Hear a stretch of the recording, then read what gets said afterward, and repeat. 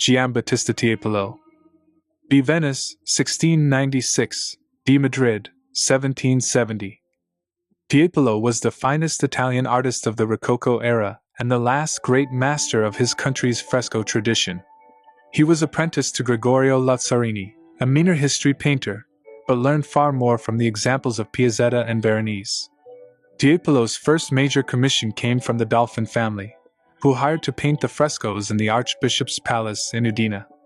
This work helped him to secure a string of other fresco commissions, although he never restricted himself to this field, as his powerful canvases for the Church of S.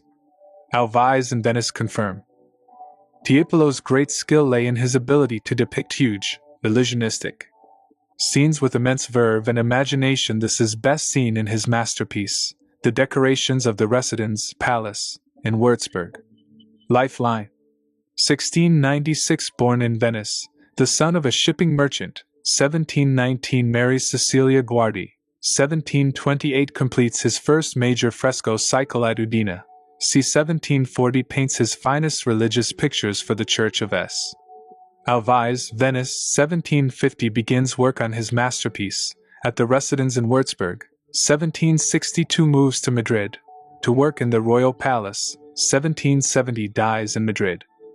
Apollo conducting Beatrice of Burgundy to Frederick Barbarossa, detail, his grandiose allegorical vision is part of Tiepolo's most important cycle of decorations, produced for the Kaisersaal, Imperial Hall, of the Palace of Wiersberg's powerful Prince Bishop. 1751, ceiling fresco, approximate 9x18 m, residence, Würzburg, Germany. Closer Ioc. Imperial splendor in Tiepolo's hands, an obscure historical event.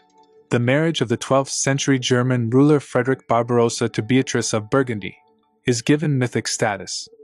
Beatrice is transported to her groom in Apollo's mighty horse-drawn chariot, with the emblems of love, cupids and doves, swarming around her.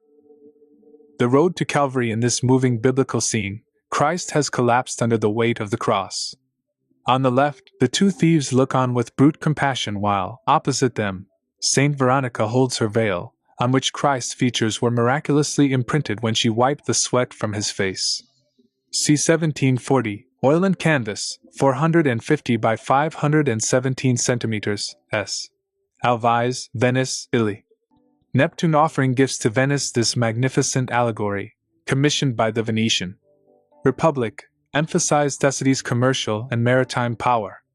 c. 1745-50, oil on canvas, 135 x 275 centimeters, Palazzo Ducale, Venice, Italy.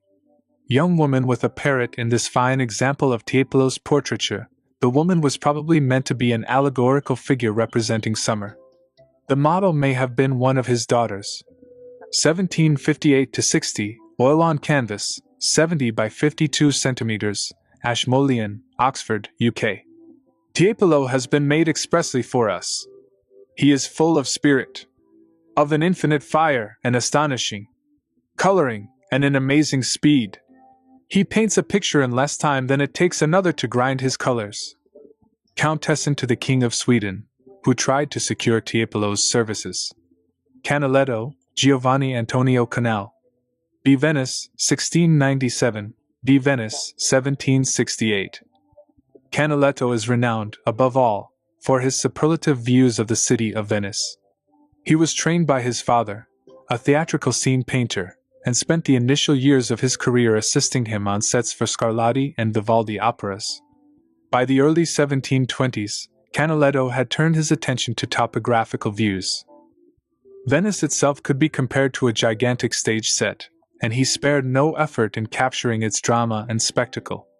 From the outset, his chief clients were English aristocrats, visiting the city as part of their grand tour.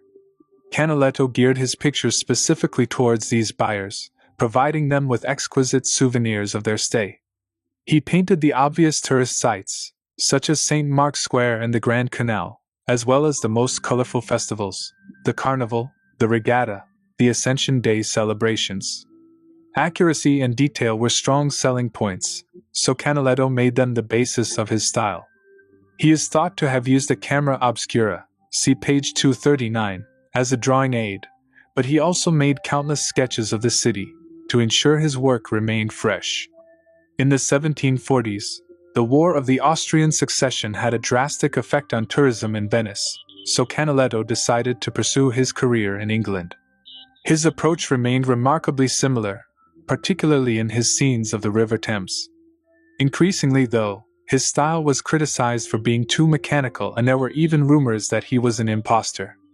Canaletto himself never regained his former popularity, but his pictures were still widely imitated. Lifeline.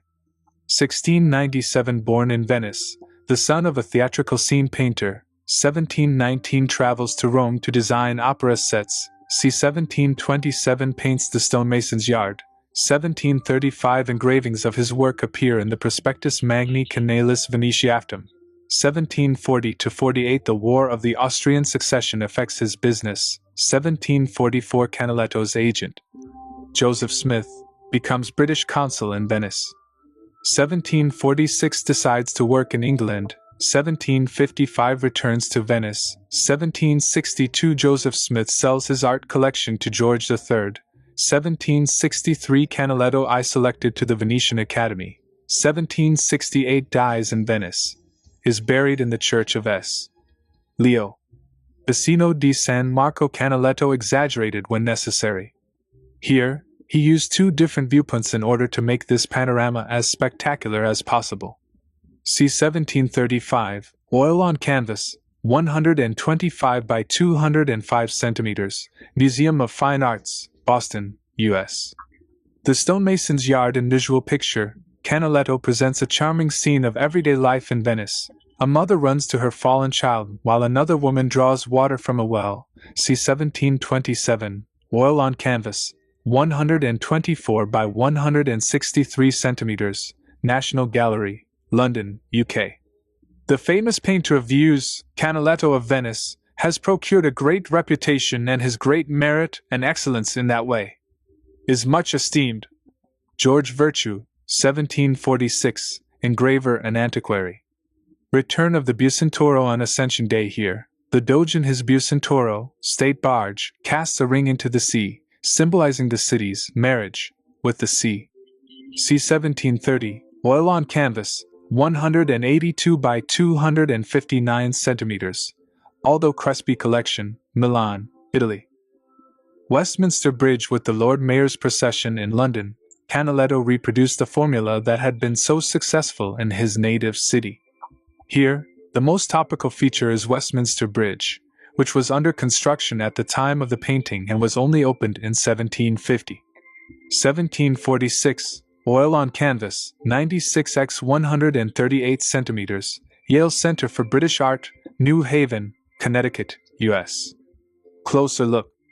Procession. The larger barges belong to the various city guilds.